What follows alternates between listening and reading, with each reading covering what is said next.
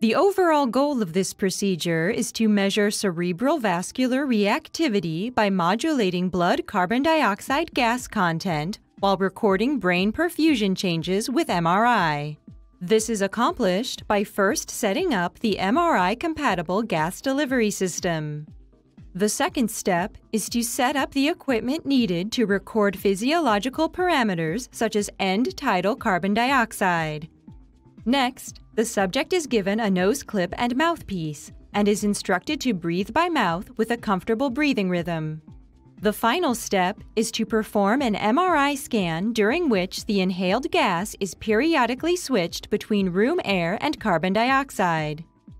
Ultimately, linear regression analysis between the MRI data and end tidal CO2 is used to determine cerebral vascular reactivity. The main advantage of this CVR mapping technique over existing methods in the literature is that the gas delivery system is simple, the procedure requires less training time, and the equipment is less expensive. I will be demonstrating this procedure with two of my colleagues, Peiying and Yamei Cheng.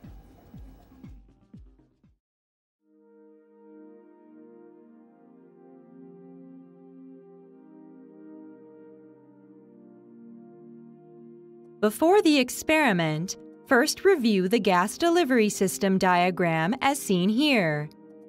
Then begin setup by filling a 200-liter Douglas bag with a medical-grade gas mixture containing 5% carbon dioxide, 21% oxygen, and 74% nitrogen.